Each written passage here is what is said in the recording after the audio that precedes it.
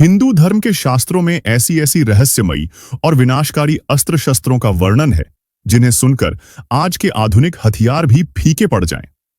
क्या आपने कभी सोचा है कि ब्रह्मास्त्र, पाशुपतास्त्र, नारायणास्त्र या त्रिशूल जैसे अस्त्र सिर्फ काल्पनिक हैं? या क्या इन अस्त्रों के पीछे कोई ऐसा रहस्य छुपा है जिसे आज तक कोई समझ नहीं पाया? क्या वाकई महाभारत और रामायण में वर्णित ये अस्त्र किसी विज्ञान से जुड़े थे, या ये सिर्फ एक आध्यात्मिक शक्ति का प्रतीक थे?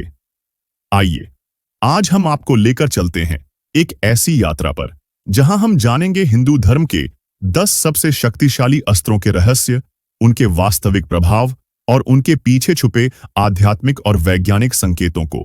ब्रह्मास्त्र। जब सृष्टि का अंत नजदीक हो, ब्रह्मा जी द्वारा दिया गया ब्रह्मास्त्र ऐसा अस्त्र था जिसे छोड़ने के बाद संपूर्ण सृष्टि जल सकती थी। महाभारत में इसका उल्लेख तब आता है जब अश्वत्थामा इसे उत्तरा के गर्भ में पल रहे अभिमन्यु के पुत्र पर चलाता है। ब्रह्मास्त्र को चलाने के बाद उसकी गति को रोक पाना असंभव होता है। इसमें न सिर्फ धरती बल्कि जल, वायु और अंतरिक्ष तक की संरचना को नष्ट कर देने की शक्ति थी। इसे चलाने वाले योद्धा को अत्यंत संयम, साधना और आत्मज्ञान की आवश्यकता होती थी, क्योंकि ये अस्त्र अपने लक्ष्य के साथ पूरे क्षेत्र को भस्म कर देता था। पाशुपतास्त्र। भगवान शिव का महाकालिक अस्त्र। इस अस्त्र को केवल वही चला सकता था जिसने स्वयं शिव से इसे प्राप्त किया हो। यह अस्त्र इतना विकराल था कि इसके प्रयोग से संपूर्ण ब्रह्मांड में कंपन हो सकता था। रामायण में इसे मेघनाद के पास होने का वर्णन मिलता है और महाभारत में अर्जुन को यह अस्त्र भगवान शिव स्वयं प्रदान करते हैं। इसकी विशेषता यह थी कि यह मानसिक, वाचिक और शारीरिक तीनों प्रकार से चलाया जा सकता था, यानी केवल मन में संकल्प करने से भी यह सक्रिय हो सकता था। इसका प्रयोग केवल अत्यधिक आपात स्थिति में ही किया जा सकता था। नारायणास्त्र। भगवान विष्णु का प्रलयंकारी वरदान। नारायणास्त्र को चलाने के बाद यह अस्त्र तब तक शत्रु पर प्रहार करता रहता था जब तक वह अस्त्र सामने वाले के अहंकार को पूरी तरह नष्ट न कर दे। इसका सबसे प्रसिद्ध प्रयोग महाभारत में अश्वत्थामा द्वारा किया गया था।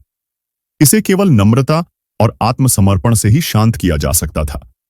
जो योद्धा इसके सामने घमंड करता या युद्ध करता, वह तुरंत भस्म हो जाता। सुदर्शन चक्र। श्री कृष्ण का चक्र जो समय को भी चीर दे। सुदर्शन चक्र केवल एक घूर्णन करता हुआ अस्त्र नहीं था, यह एक चेतन शक्ति से युक्त दिव्य अस्त्र था। इसका वर्णन रामायण, महाभारत और भागवत पुराण तीनों में मिलता है। यह अपनी इच्छा से दिशा बदल सकता था और लक्ष्य का पीछा तब तक करता जब तक उसे नष्ट न कर दे। इसे रोक पाना असंभव था। यह भगवान विष्णु की चेतना का प्रतीक माना जाता है। वासवी शक्ति, इंद्र का वरदान और कर्ण का आखिरी अस्त्र।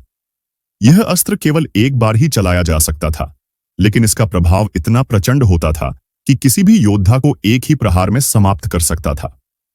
कर्ण को यह अस्त्र स्वयं इंद्र ने दान में लिया था जब कर्ण ने अपनी कवच कुंडल त्याग दिए थे।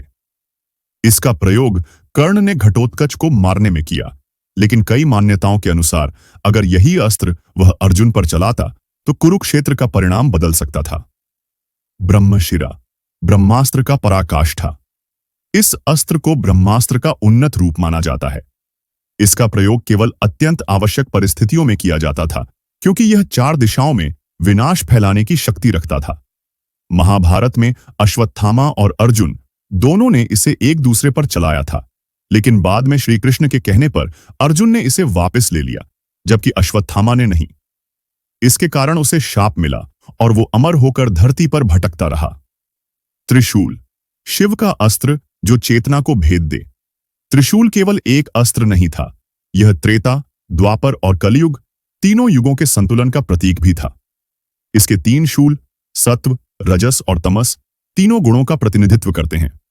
इसका प्रयोग शिव ने कामदेव को भस्म करने में किया था। यह आत्मा, मन और शरीर तीनों को एक साथ भेद कर नष्ट कर सकता है। अग्नेयास्त्र। अग्निदेव का प्रचंड शस्त्र। इस अस्त्र का प्रयोग करने पर अग्नि की लपटें पूरे युद्ध क्षेत्र को घेर लेती थीं। महाभारत में इसे अर्जुन और कर्ण दोनों द्वारा प्रयोग करते देखा गया। इसे शांत करने के लिए वारुणास्त्र की आवश्यकता होती थी। यह तेज, ताप और विकरालता का प्रतीक था। नागपाश, नागों की शक्तियों से युक्त एक बंधन अस्त्र। इसका प्रयोग शत्रु को बंधन में जकड़ने के लिए किया जाता था। रामायण में मेघनाद ने इसका प्रयोग राम और लक्ष्मण को बांधने के लिए किया था, लेकिन गरुड़ के प्रभाव से यह शांत हुआ। यह एक ऐसा अस्त्र था जो शारीरिक नहीं बल्कि मानसिक रूप से शत्रु को निष्क्रिय करता था। एक भर्गवास्त्र, परशुराम द्वारा दिया गया दिव्य अस्त्र। यह अस्त्र परशुराम जी द्वारा अपने शिष्यों को दिया जाता था। कर्ण को भी परशुराम से यह ज्ञान प्राप्त हुआ था।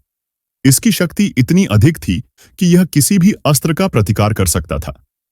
इसका प्रयोग सीमित था, लेकिन प्रभाव असीमित। अब सवाल ये उठता है, क्या ये अस्त्र वाकई अस्तित्व में थे? या ये किसी ऐसे दिव्य ज्ञान, चेतना और ऊर्जा के प्रतीक थे जो आज के विज्ञान से कहीं आगे थे? क्या महाभारत और रामायण सिर्फ कहानियां हैं, या इनमें छिपा है वो रहस्य जिसे विज्ञान अभी खोज ही रहा है? शायद ये अस्त्र सिर्फ हथियार नहीं, बल्कि आत्मा की शक्ति, ध्यान की तीव्रता और ईश्वर की कृपा के प्रतीक थे। और जब कोई साधक इन अस्त्रों को धारण करता था, तो वो केवल शरीर से नहीं, चेतना से युद्ध करता था। ये थे हिंदू धर्म के 10 सबसे शक्तिशाली अस्त्र।